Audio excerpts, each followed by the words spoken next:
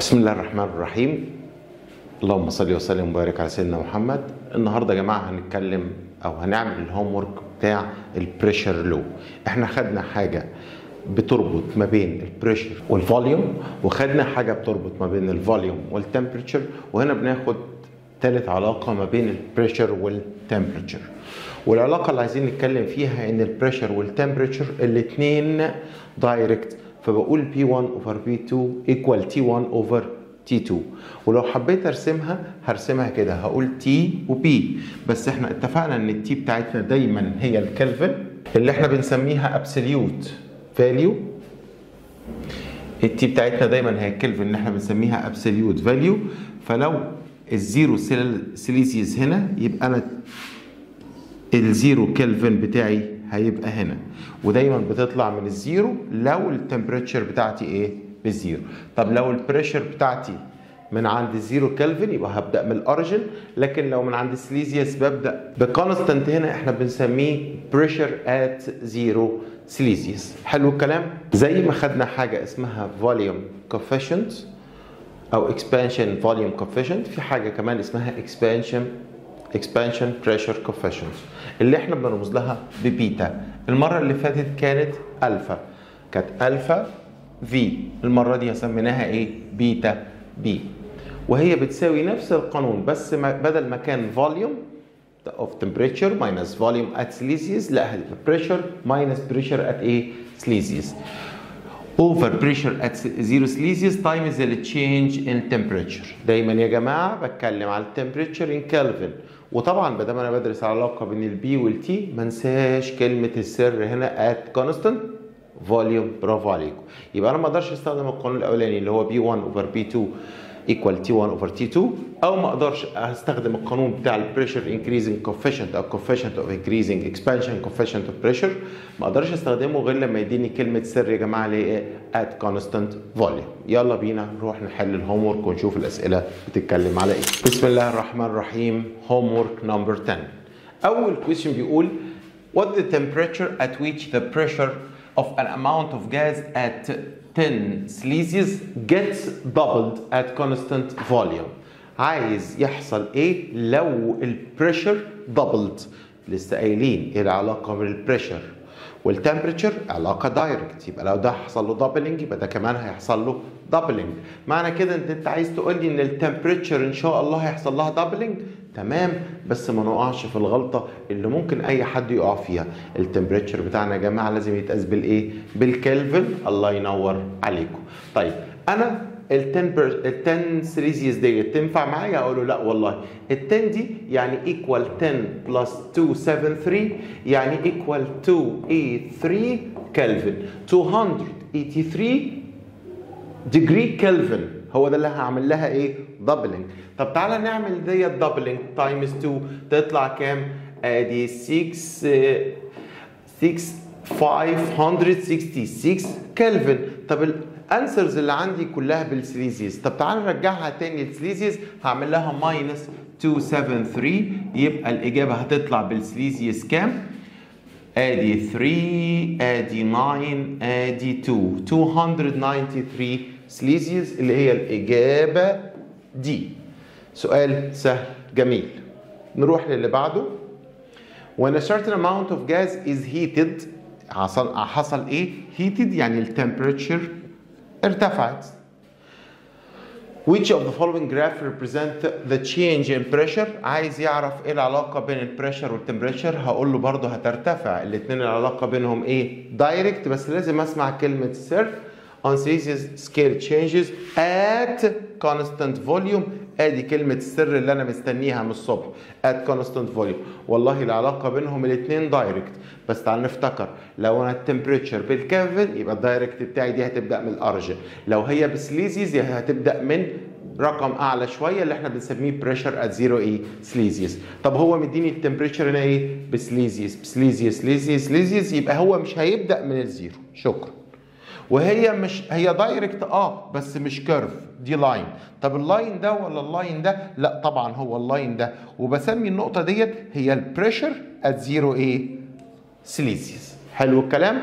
يلا بينا للسؤال اللي بعده. question number 3 بيقول a closed container containing air at 0 Celsius is cooled to negative 91 سليزيوس. سامعك اللي بتقول لي احنا ما بنعتمدش سليزيوس، احنا بنشتغل بالكلفن، صح؟ طيب يعني ده temperature 1 اللي هو 0 سليزيوس، شكرا مش عايزه، انا هعمل له 273 يطلع 273 كلفن ان شاء الله. طيب وتمبريتشر 2، تمبريتشر 2 اللي هو نيجاتيف 91 سليزيوس، مالياش دعوه، هعمل له بلس 273 يطلع ان شاء الله ادي 217 يبقى دي 182 كلفن. So its pressure becomes، البريشر الجديد هيبقى كام؟ يعني معنى كده ان ده البريشر الثاني. Then neglecting the contraction of the container by cooling the pressure of air. عايز البريشر عند الزيرو سليزيوس، يبقى هو عايز البريشر هنا، عايز بريشر 1 هو ده اللي مطلوب. طب بريشر 2 بكام يا عم؟ قال لي والله 40 سنتيمتر ميركوري. ملحوظتين كده ونقولهم لبعض وركزوا معايا. لو البريشر هنا مديهوني بالسنتيمتر ميركوري يبقى البريشر اللي هنا هيطلع بالسنتيمتر ميركوري. الملحوظه الثانيه ان انا اشتغلت بالكلفن ولا ما اشتغلتش بالكلفن؟ تمام. الملحوظه الثالثه قال لي كونستانت فوليوم ولا ما قاليش كونستانت فوليوم؟ ما قاليش هنا كونستانت فوليوم، ما ينفعش استخدم القانون بتاعي. اقرا الكلام بالراحه. هو قال لك a closed container، كونتينر مقفول، يبقى هنا الفوليوم ثابت ولا مش ثابت؟ الله ينور عليك. طب يجي واحد تاني يقول لي بقول لك ايه، هو احنا مش عملنا كولينج، مش قللنا درجه الحراره؟ الكونتينر ده المفروض ان الفوليوم بتاعه كمان بيتاثر بدرجه الحراره، معنى كده انه هيقل، صح ولا غلط؟ هو برضه عمل حسابه في السؤال. ونقرا الجمله اللي احنا قريناها ما علقناش عليها. قال لك ايه؟ neglecting the container the contraction of ايه؟ container by cooling. هنهمل الجزء اللي احنا بنتكلم عليه. شكرا. رحت لكلمه سر لقيتها موجوده constant volume. يلا بينا T1 over T2. T1 هنقول عليها كام؟ 273 over T2 اللي هي 182 equal pressure 1 اللي ما اعرفوش over pressure 2 اللي هو 40 سنتيمتر ميركوري. يبقى pressure 1 هعمل ده تايمز ده 40 تايمز 273 divided by 182. ان شاء الله الاجابه هتطلع بالسنتيمتر ايه يا جماعه؟ ميركوري. الكالكوليتر اهو. الاجابه بتقول 40 تايمز 273 تطلع 60. الاجابه سي. شكرا. يلا بينا على اللي بعده. question number 4 بيقول لي ايه؟ test tube is closed at STB. هنفهم يعني ايه STB بالتفصيل الممل دلوقتي. If its temperature is increased to 300 Celsius, supposing that the volume of the gas is constant, volume is constant، دي كلمة السر بتاعتنا. Then the pressure of the gas in centimeter mercury equal ايه؟ ملاحظ ان مفيش داتا خالص مفيش اي جيفن مديهاني في السؤال، بس هو مديني جيفن مهم جدا. قال لي STB. يعني ايه STB؟ Standard Temperature and Pressure. ايه ده؟ معنى كده ان هو مديني معلومتين هنا، مديني temperature ومديني pressure. طب هو التمبريتشر هنا بكام؟ قال لي والله عند الستاندرد ده التمبريتشر بتاعتي هي الزيرو سليزيوس اللي هي 273 كلفن. دي اول معلومه. طب تاني معلومه ايه؟ قال لي والله البريشر بتاعي هو الاتموسفيريك بريشر. طب انت شغال بالايه؟ بالسنتيمتر ميركوري. هقول لك يبقى 76 سنتيمتر ميركوري. حلو الكلام. طب ما خلاص معنى كده ان انا عندي T1 وعندي B1. مش دي الحاله الاولانيه؟ طب الحاله الثانيه اداني ايه؟ قال لي اداني تمبريتشر 2 بكام؟ قال لي 300 سليزيوس. ما بنعتمدش سليزيوس. بلس 273 تطلع ان شاء الله 573 كلفن، وهو ده اللي بنشتغل بيه. طب هو عايز ايه؟ قال لي عايز B2 وقال لي كلمه سر الفوليوم از كونستنت. خلاص نشتغل. T1 over T2 equal B1 over B2. نجيب B2 على طول يبقى B2 equal ده تايمز ده divided ده يبقى 76 times 273 divided 573 ايكوال، واللي هيطلع بنفس اليونت بتاعت البريشر ديت اللي هي الايه؟ السنتيمتر ميركوري. الكالكوليتر هيقول لي 159.516 اللي هي اقرب حاجه لينا ايه؟ الاجابه دي. تمام الكلام؟ يلا بينا question number 5 بيقول The pressure of a certain amount of gas is B. فهو افترض ان البريشر الاولاني افترض ان البريشر الاولاني هو B. ده بريشر 1 at constant temperature at temperature 5. يبقى التمبريتشر الاولاني هو 5. حد هيقول لي هو 5؟ لا انا هشتغل بالكلفن. يبقى 5 plus 273 equal to 278 Kelvin and it becomes 75 centimeter mercury when the temperature is ثانية واحدة. هو ايه ده؟ هو اكيد ده بريشر، يبقى ده بريشر 2 صح الكلام؟ اسمع بقى when the temperature of the gas is increased شايفين by 20. معنى كده ان التمبريتشر الثانيه هي نفس التمبريتشر الاولانيه بلس كام؟ 20. طب يا مستر انت بتقول ان ده 20 سيليزيوس، طب هنا كانت 278 كلفن. احنا قلنا اللي تشينج بتاع السيليزيوس هو اللي تشينج بتاع الايه؟ الكلفن. زادت 20 سيليزيوس يبقى زادت 20 كلفن، نقصت 50 يبقى نقصت 50. يا جماعه التشينج ثابت، الاثنين زي بعض، في التشينج. الريت اوف تشينج بتاع الكلفن هو السيليزيوس. ركزوا قوي في الحته ديت. اثبت لك حاضر. هي مش كانت 5 بقت 25 ده بالسيليزيوس. طب بعد اذن حضرتك بالكلفن دي كانت كام؟ 278. طب ديت ان شاء الله هتبقى كام؟ 298. الفرق بينهم كام هنا؟ 20. الفرق بينهم كام هنا؟ 20. يبقى الانكريزنج او الديكريزنج اللي تشينج بتوين السيليزيوس هو بتوين الايه؟ الكلفن. يبقى انا عشان اجيب التمبريتشر الثانيه هتبقى كام؟ احنا هنزود 20 يبقى 298 كلفن. اسمع الكلام، كلمة السر الدهاني. شكرا. سؤال عبيط جدا. بريشر 1 اللي هو اسمه بي اوفر بريشر 2 ال 75 سنتيمتر ميركوري ايكوال تي 1 اللي هي 278 اوفر تي 2 اللي هي 298. ان شاء الله البي هعمل ده تايمز ده ديفايدد ده يطلع على طول بالكالكليتر 69.97 سنتيمتر ميركوري. سؤال سهل جدا، اجابته واضحه جدا. الحكايه كلها او التكه اللي هنا increased by 20. يلا بينا على اللي بعده. يلا بينا نقرا السؤال ده. The opposite graph represents the relation between the pressure B of a certain mass of gas and its temperature in Celsius. temperature هنا بالايه؟ بسليزيوس at constant volume. حلو الكلام. Then the slope of the straight line. slope of straight line دي حصة ماث ولا ايه؟ معلش، ما الفيزيكس هو ماث بس على الارض. ماث بيجري قدامك. طب ما تيجي نشوف الكلام بيقول ايه.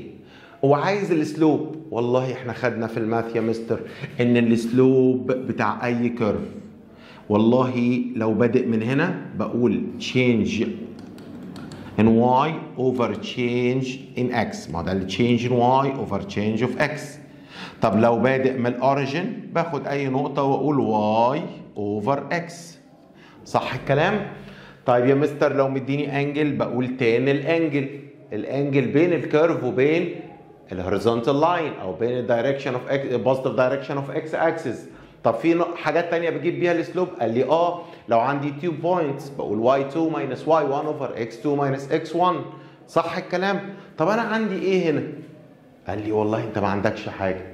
يعني ما عندكش النقطة ديت قدامها كام وديت قدامها كام عشان اقول اللي change in y over اللي change in x. صح الكلام؟ طب بعد اذنكم انا همسح اللي انا شخبطته ده.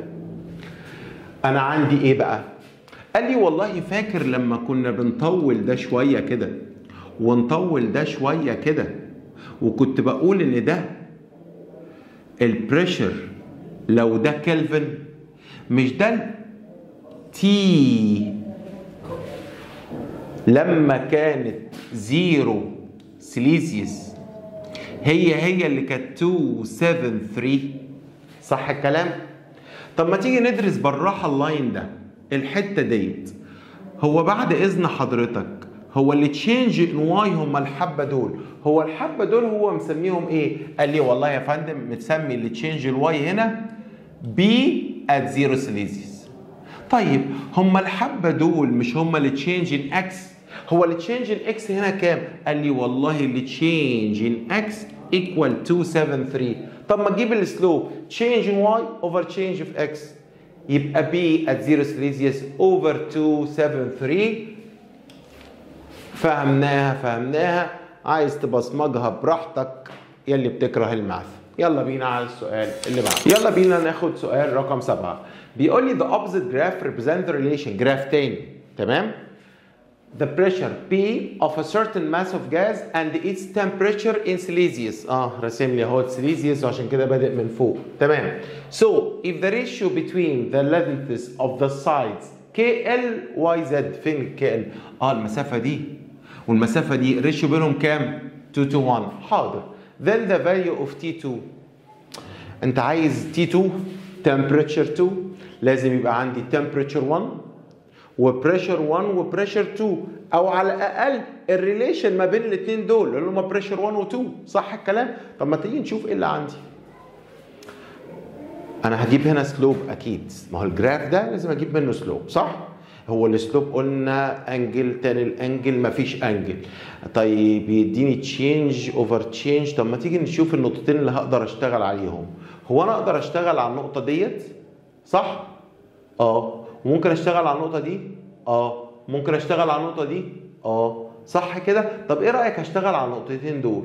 ليه؟ ولا حاجه، لو اشتغلت على النقطتين دول اكني اشتغلت على اي نقطتين فيهم. حلو الكلام؟ طب لو النقطه دي 1 والنقطه دي 2، هو 1 البريشر بتاعها بكام؟ ده واي زد، هو كاتب كده بريشر 1 ايكوال واي زد. طيب 2 البريشر بتاعها بكام؟ هيبقى كي ال، يبقى بريشر 2 بكي ال. طب تعالى لتمبريتشر 1 بكام؟ تمبريتشر 1 ب 100. اوعى تقع، ده 100 سيليزيوس بلس 273 يشتغل ب 373 كلفن، اوعى تشتغل بال 100. طب عايز التمبريتشر 2، خلي بالك هو التمبريتشر 2 لما يطلع ان شاء الله هيطلع بالايه؟ بالكلفن، بس هو عايزه في الانسر بالايه؟ بسليزيوس، نبقى نحوله. طب يلا بينا نطلع تمبريتشر 2 ده B1 YZ over B2 KL equals T1 373 over T2 اللي احنا عايزينه. YZ over KL كام؟ هنا كان مديني KL over YZ ب 2 over 1. طب YZ over 2 over KL بكام؟ ده over 1 over 2. يبقى انا ممكن اشيل دول واحط 1 over كام؟ 2. طب ما خلاص T1 سهله جدا ان انا اجيبها اهي، ده تايمز ده اوفر ده، يعني 373 تايمز 2 ديفايدد 1، عيب اكتبها. يلا بينا، ادي 6 وادي 4 وادي 6 7، بس ده بالايه يا جدعان؟ بالكالفن. يلا بينا نعمل له ماينس 273 عشان يطلع 37 وديت 6 يبقى 473 سليزيوس. 473 سليزيوس الاجابه اهي. سؤال سهل جدا سهل جدا، ركز. طب يا مستر انا مش عايز اشتغل على النقطتين دول، انا عايز اشتغل على نقطتين تانيين، النقطه دي والنقطه دي. حاضر، همسح وهشتغل لك عليهم عشان خاطرك. النقطه ديت التمبريتشر بتاعتها بكام؟ 273. طب والنقطه دي التمبريتشر بتاعتها بكام؟ 373. تمام. طب هنا البريشر تعرفه؟ انا عارف ان البريشر هنا هو البريشر ات 0 سيليزيوس، بس ما يهمنيش رقم، يبقى ما ينفعش اشتغل عليه. طب البريشر هنا، قال لي والله البريشر هنا بواي زد اللي مش معايا رقمها، لكن القصه كلها ان انا عندي علاقه بين الواي زد والكي ال، يبقى احسن نقطتين هشتغل عليهم ويطلعوا لي انسر على طول هما نقطتين دول. حلو الكلام؟ يلا بينا على السؤال اللي بعده. يلا بينا للسؤال اللي جاي اللي محتاج شوية تفكير. If the temperature of a certain amount of gas in standard temperature and pressure. يعني ايه؟ قال لي يعني التمبريتشر بتاعته كانت 0 سيليزيوس والبريشر بتاعه كان اتموسفيريك بريشر. هل ده هيفرق معايا في السؤال ده؟ لا، بس هتفهموا ليه. Is changed so its pressure gets increased by 5/2. ايه ده؟ البريشر زاد ب 5/2 of its original pressure. طب تعالى نكتب الكلام ده. يعني لو بريشر 1 كان B، طب بريشر 2 هيبقى كام؟ قال لي والله هو B هيزيد ولا مش هيزيد؟ قال لي increase باي اهي باي 5/2. هكتب 5/2 of its original volume B. حط الكلام ده على الكالكليتر. يا مستر ازاي على الكالكليتر ده فيه بي؟ انا ماليش دعوه، البي والبي هيفضلوا بي زي ما هم. انا هعمل ادنج للكوفيشنت ده بلس الكوفيشنت ده. طب ده بكام؟ 1 بلس 5/2 يبقى 7/2، او لو حبيت احطها از ديسيمال يبقى 3.5 A B. تمام؟ طب انت عايز ايه؟ This means that the temperature of gas on the Kelvin scale. عايز يعرف التمبريتشر حصل لها ايه؟ increase decrease دبل قد ايه؟ يعني انت عايز تعرف علاقه بين T1 و T2. طب فين كلمه السر يا عم؟ قال لي اهي. خلاص B1 over B2 equal T1 over T2. B1 بكام؟ ب B2 بكام؟ ب3.5 B equal T1 over T2. تزعل لو قلت للبي مع السلامة. هو لما اقول لها مع السلامة يتفضل فوق ايه؟ 1. حلو الكلام. طب انت عايز تعرف T2 بكام صح؟ عايز تعرف T2 بكام؟ والله هعمل ده تايمز ده ديفايدد ده، يبقى T2 ان شاء الله هتساوي 3.5 T1 تايمز ديفايدد 1. عيب اكتبها. يبقى ايه اللي حصل ل T2؟ بقت 3.5 من T1. طب فين الكلام ده؟ اهي increased to 3.5 times. طبعا decreased استحالة، increased to 1.5 لا. طب خلي بالك بقى لو في السؤال هنا هقول لك هي increased by كام؟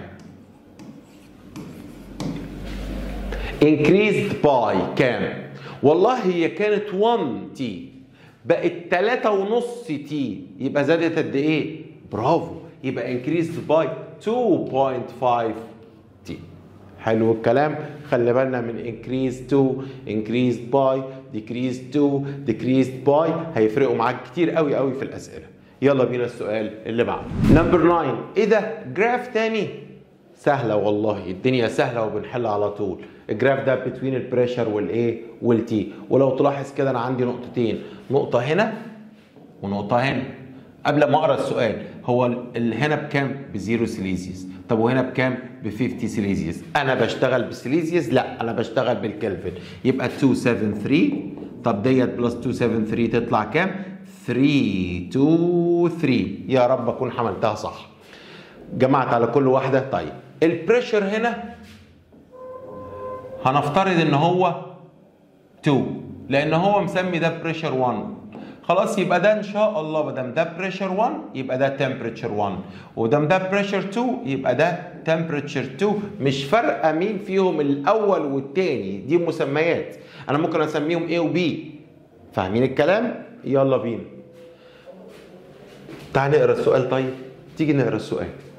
The opposite graph represents the relation between the pressure B of a certain mass of an ideal gas and its temperature in Celsius at constant volume. أنا بدور على كلمة السر في السؤال بصراحة. So if the pressure of the gas at 50 Celsius equal B1, then its pressure at Celsius 0 it's approximately 2. في approximately يبقى في، خلي بالكم هنعمل approximation في الايه؟ في الانسر. طب يلا نقول B1 بكام؟ ما نعرفوش. B2 ما نعرفوش اللي هو BO يعني equal T1 323 T2 273. طب انت عايز ايه؟ هو عايز البي 0. مين البي 0 اللي احنا مسمينه البي 2؟ هو ده، احنا عايزين ده. يبقى هعمل ده تايمز ده ديفايدد ده، سوري، هعمل ده تايمز ده ديفايدد ده، يبقى بي 2 اللي هو البي 0 ايكوال بي 1 تايمز 273 ديفايدد 323. طبعا عايز اعرف الرقم ده كام لان كل الانسر ببي 1. فاضل اعرف الرقم ده يوزنج كالكوليتر. هتبقى 273 divided 323 يطلع الرقم بالظبط 0.845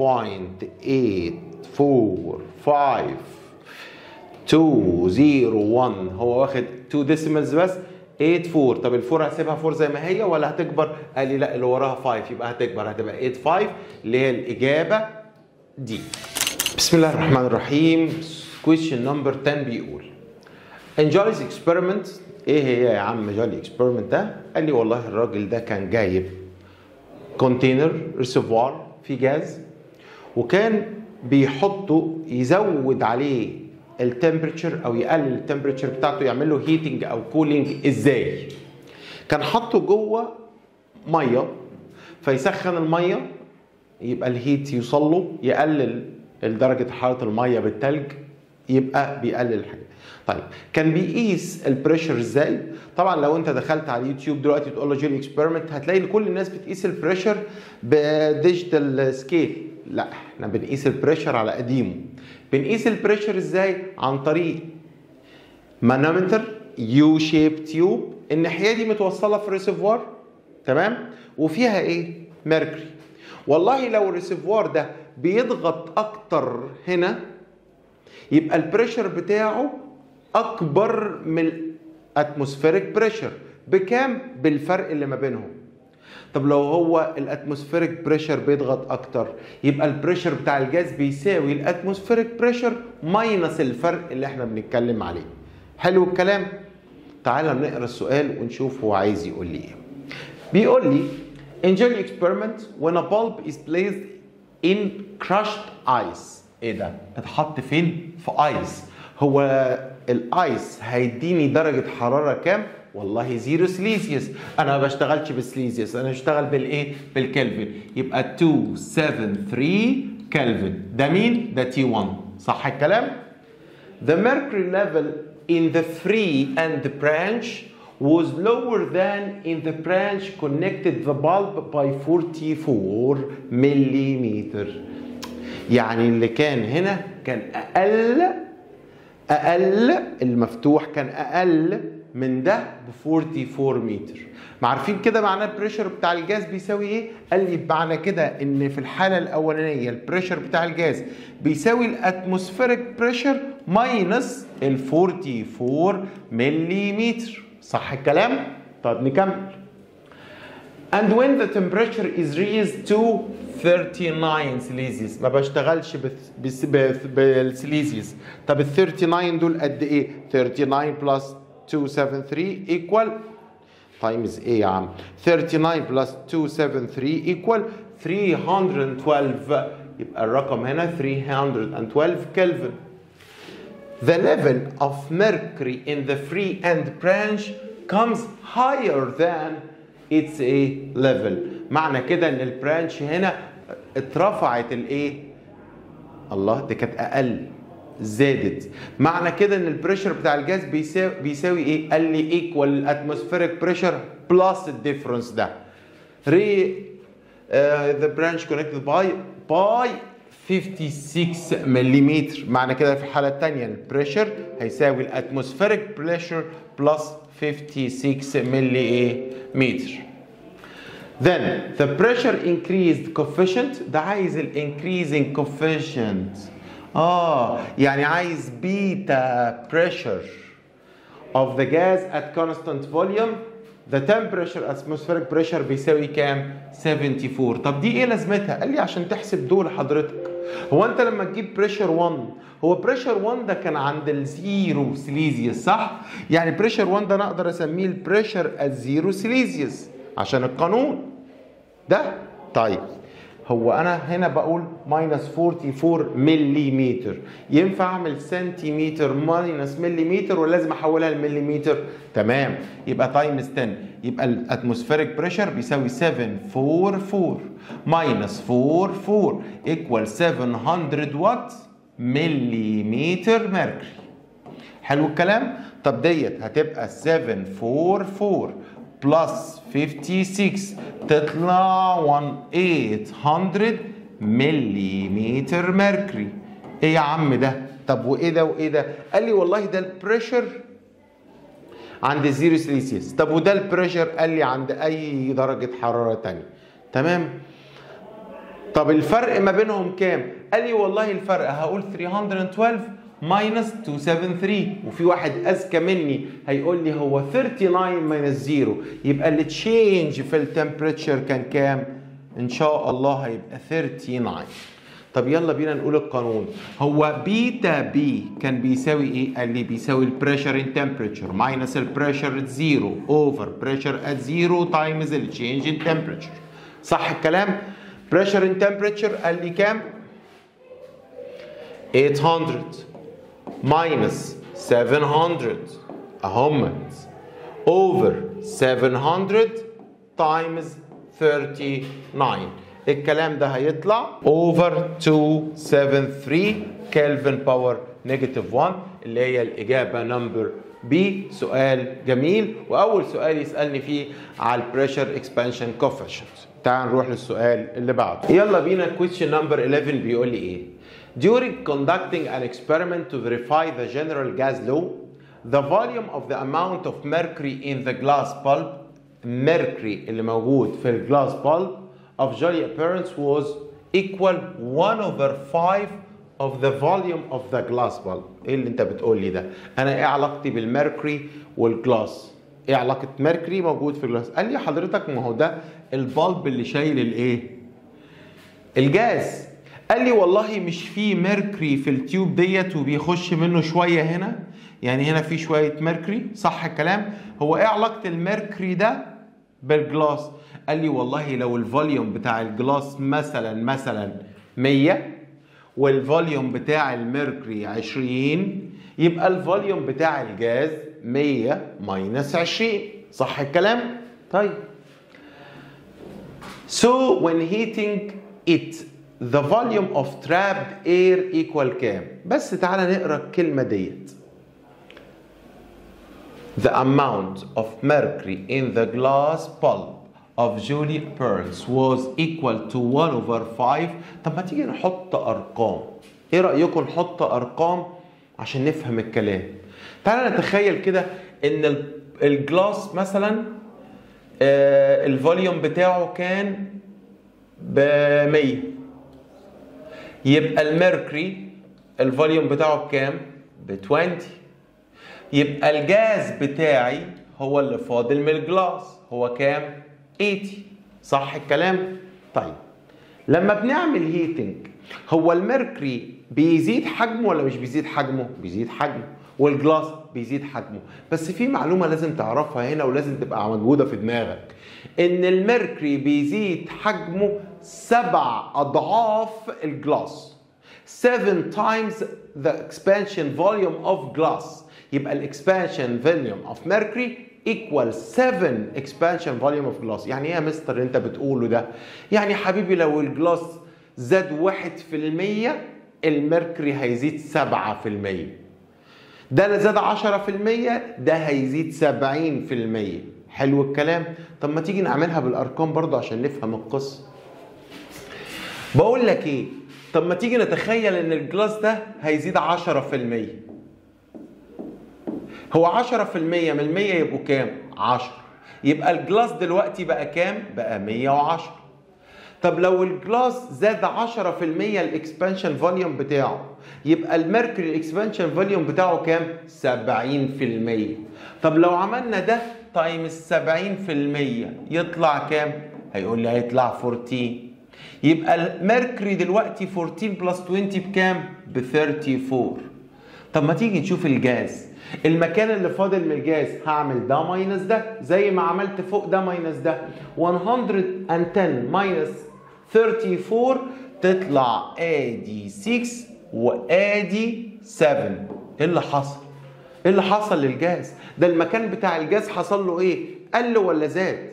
الله ينور عليك. يبقى المكان اللي الفوليوم اوف جاز، المكان المتاح للجاز هيقل.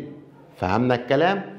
يبقى فين؟ so the heating the volume of trapped air، الترابد اير بتاعي هيحصل له ايه؟ هيحصل له decreases. ويا رب تكونوا فهمتوا النقطة ديت. يلا بينا للي بعده. question number 12 بيقول a well sealed container، well sealed يعني مقفول، الفوليوم بتاعه ثابت يعني، contains an amount of gas if the pressure of the gas has increased by، واداني percentage 0.4%، يعني 0.4 over 100 of its original pressure when its temperature has increased by 1. increased by برضه ده ايه لعبة increased by و increased to اللي هو عمال يزودها لي كل شوية؟ هي اللعبة في اليونت ده بالغلطات كلها بتيجي من increased by و increased to، decreased by decreased to. افهمها بالراحة.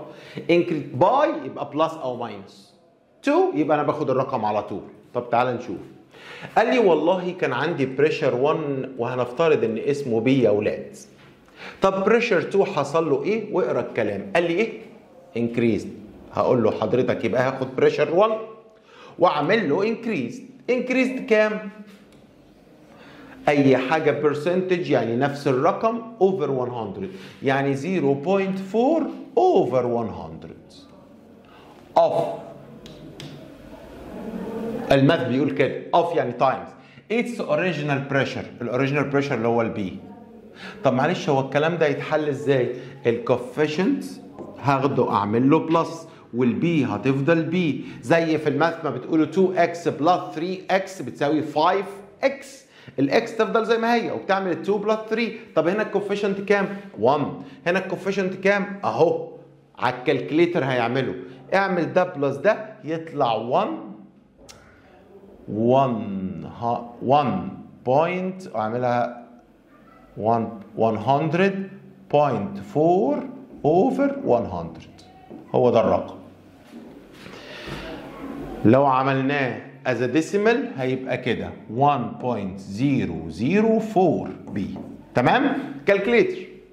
طب ايه موضوع التمبريتشر بقى؟ قال لي والله كان عندي تمبريتشر 1 وهفترض انه اسمه تي. طب تمبريتشر 2 اسمعني كده، ها؟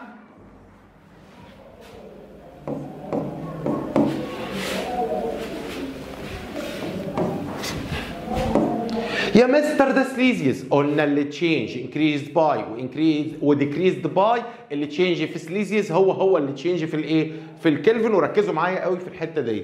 طب ما انا عندي بي 1 وبي 2 تي 1 وتي 2، يلا بينا. بي 1 ايكوال بي، بي 2 ايكوال الرقم العجيب ده ايكوال تي 1 تي 2 تي بلس 1. يلا بينا نغلطوا بالغلطات اللي بنغلطها. ممكن البي تروح مع البي ولا لا؟ طبعا، عشان فوق تايمز وتحت تايمز. يجي واحد شاطر قوي ويقول لي نضيع التي مع التي، هجيب رقبته لان هنا في بلس. حلو الكلام. عايز تشتغل ماث براحتك، عايز تشتغل شيفت كالك براحتك، بس ما تنساش ان هنا في 1 تايمز الكلام ده بالكلام ده ايكوال ده تايمز ده 1.004 تي. ده هيجي عليه ده بالماينس هيبقى 1 ايكوال 0.004 تي. ده بالتايمز هيروح الناحيه الثانيه بالديفايدد، يبقى التي هتساوي 250. هو انا شغال بالسليزيز ولا بالكلفن؟ والنبي ردوا عليا شغال بالسليزيز بالكلفن. انا دايما على طول بشتغل بالايه؟ بالكلفن. يبقى اللي هيطلع ده بالايه؟ بالكلفن. عايز احوله لسليزيز يبقى اعمله ماينس 273، لكن دي موجوده الانسر ديت اهيت، وهي دي الاجابه. وبص حاطط لي ايه عشان يلخبطني؟ عشان يلخبطني. ركز معايا ويلا بينا. question number 13. The bulb of jelly appearance was immersed in a liquid at 0 Celsius. يبقى ده temperature 1 اللي هو 273. The level of mercury in the branch joined to the bulb was higher than، يعني معنى كده ان البريشر بتاع الاتموسفيريك اكتر لانه هو اللي ضاغط اكتر. معنى كده ان البريشر بتاع الجاز هيساوي الاتموسفيريك بريشر ماينس 10. يبقى هقول ان P1 equal atmospheric pressure minus 10. When the liquid is heated to كذا يبقى T2 هعمل ده plus 273 3 plus 3 6 7 plus 6 3 carry 1 1 2 يبقى 3. The mercury level in the free branch became higher than معنى كده ان الجاز بريشر بقى اكبر من الاتموسفيريك بريشر بالديفرنس ده. يعني هقول ان البريشر 2 في الحاله دي بيساوي الاتموسفيريك بريشر بلس باي كام؟ باي 5. When the liquid reached the boiling point this height when the boiling خلاص خلص الكلام هنا. When the liquid reached the boiling point دي حالة ثالثة. This height increased to كذا. Then given that the volume of air in the bulb was constant حضرتك بيديني كلمة السر اهو. During the experiment عايز ال boiling point of the liquid. طب بقول لك ايه؟ طب ما تيجي ناخد اللي فاتنا. انا في الحالة دي كان T1 بكام؟ 273 لما قال لي 0 سليزيوس. وكانت T2 بكام؟ ب 336 اللي هي قال لي عليها 63 سليزيوس. يلا بينا T1 over T2 equal P1 over P2. لو سمحت يا مستر ما هو البي ايه معروف يا مستر الاتموسفيريك بريشر ب 76. ده لما يقول لك ممكن ما يطلعش ب 76. ممكن اكون موجود قاعد في ويل بعمل التجربه بتاعتي تحت قاع الارض. ممكن اقول ات توب اوف ماونتن يبقى الاتموسفيريك بريشر اقل. ما تعرفش ادالك كده عشان انت تطلعه. شيفت كالك لو سمحت وريح دماغك وريحني. هيطلع الاتموسفيريك بريشر بكام؟ نعملها. هتطلع الاتموسفيريك بريشر بكام؟ 75 سنتيمتر ميركوري. اهي ما طلعتش 76. ركز معايا في طريقه الحل. طيب تعالى بقى للحاله الثانيه. قال لي when the liquid reached the boiling point. هو البويلينج بوينت ده ان شاء الله كام؟ قال لي والله يا مستر ميه على مين قال لك انها ميه؟ قال لك ده ليكويد ما قالش ميه. ركز في الكلام. ورجع سألك هو ايه اصلا؟ هو عايز البويلنج بوينت في الاخر. ما ينفعش تقول له بويلنج بوينت ميه.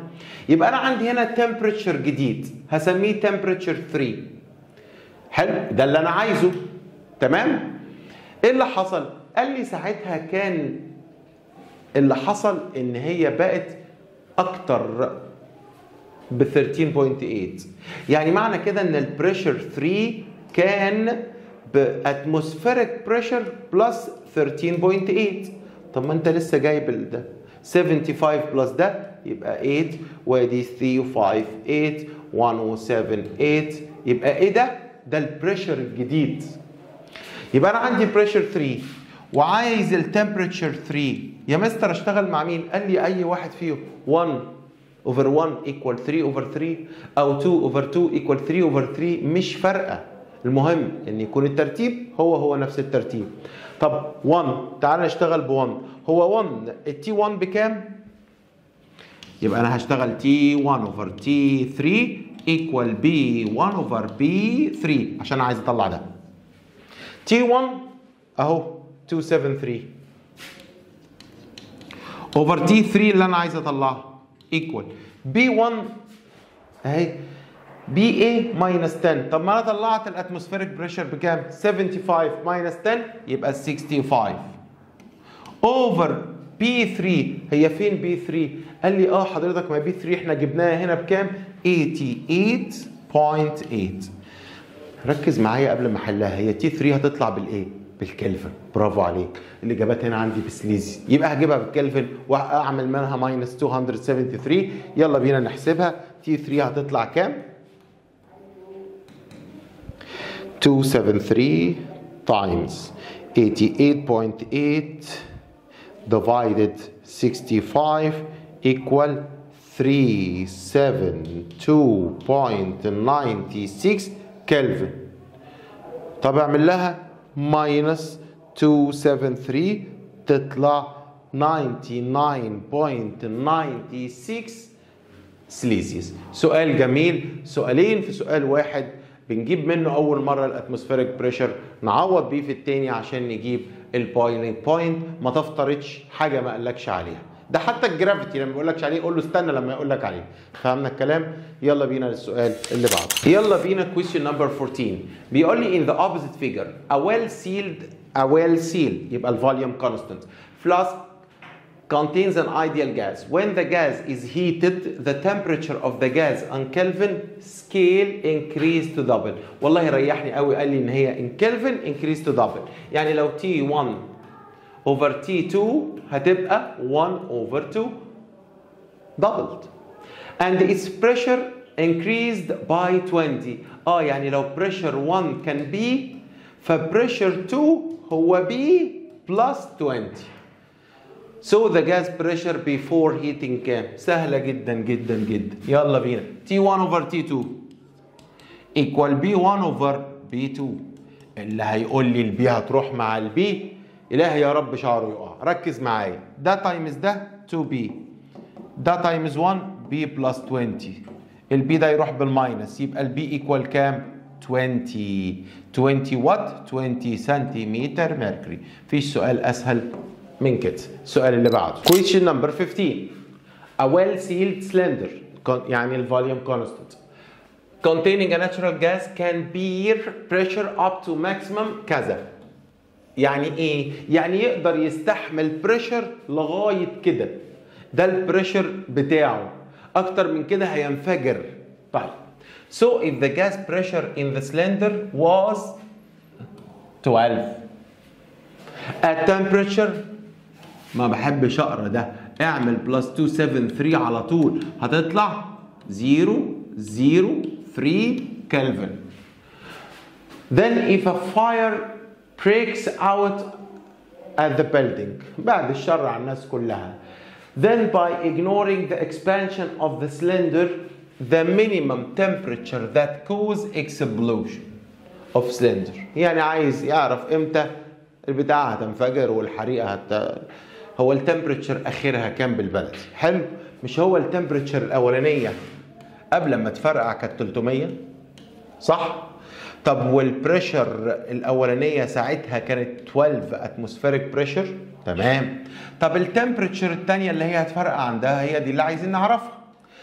لما هتبقى البريشر عندها كام؟ قال لي والله اخر حاجه تقدر تستعملها اللي هي كام؟ 14.9.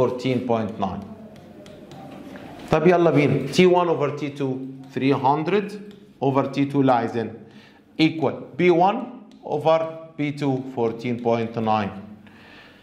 يبقى T2 equal ده تايمز ده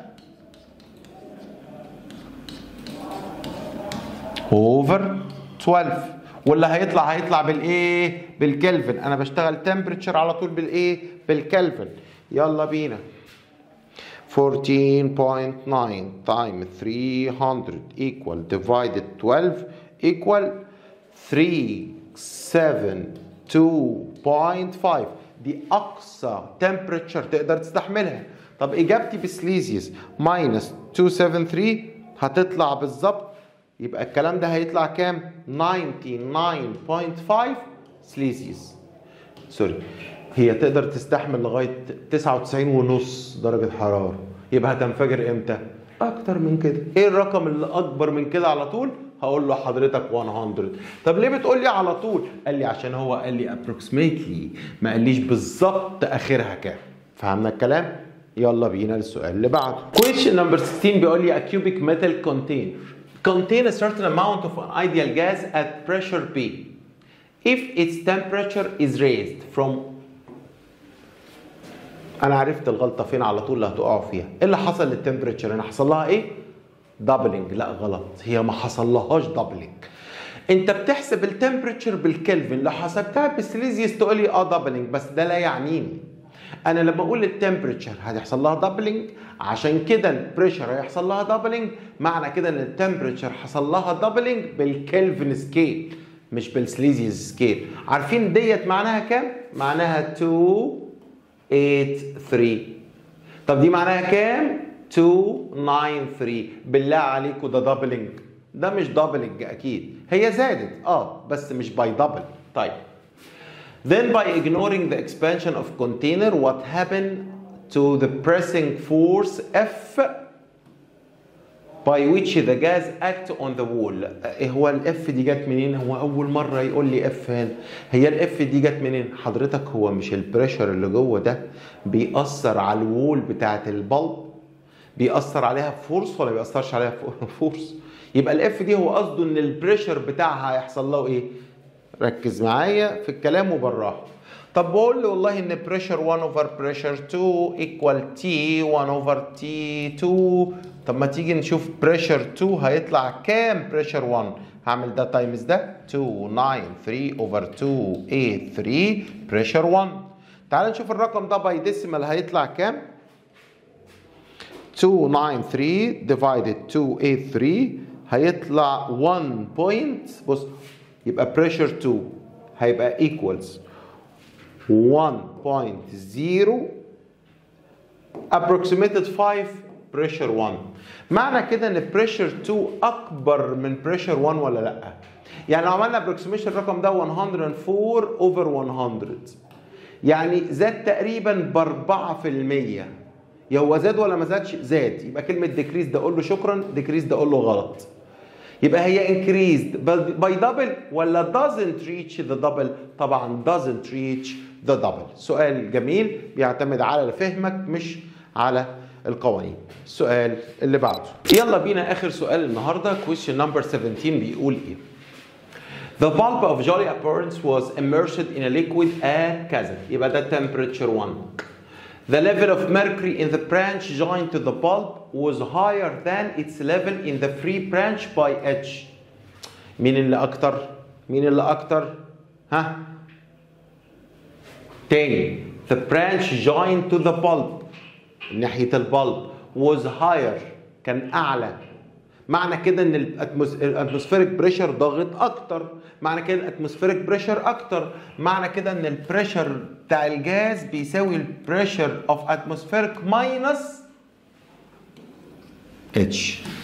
ده كان اول مره. طب تاني مره when the liquid reheated to كذا يبقى ده T2. The mercury level in the free branch became higher than that in the branch joined.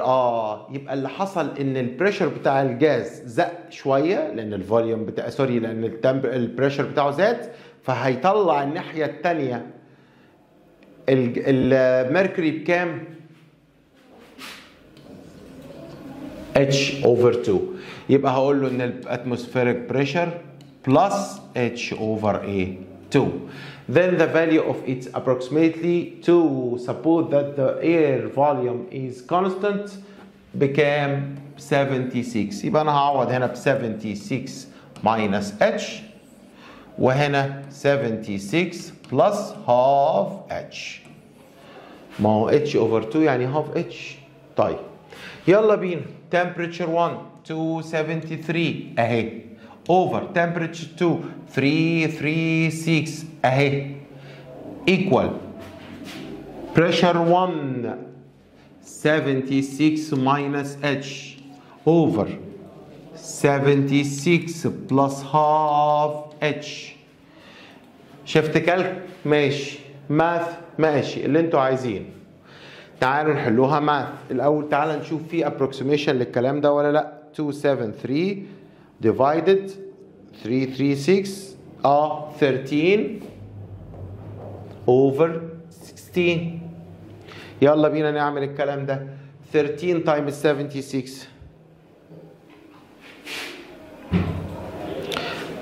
ده times ده plus 13 times half 6.5 H equal 16 times 76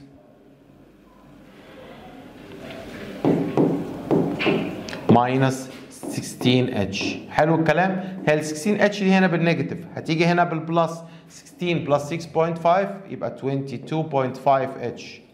طيب الرقم ده بالبلس هيروح هناك بالماينس يبقى ده ماينس ده equal 228. طب ده بالتايمز هيروح بالديفايدد يبقى ال H equal divided ده يدينا ان شاء الله ايه الرقم ده 228 divided 22.5 يطلع 10.13333. هيطلع ال H approximated to 10 سنتيمتر. حلو الكلام، شكرا. هومورك جميل ان شاء الله. فاضل لنا درس ونقول لكم كل سنه وانتم طيبين.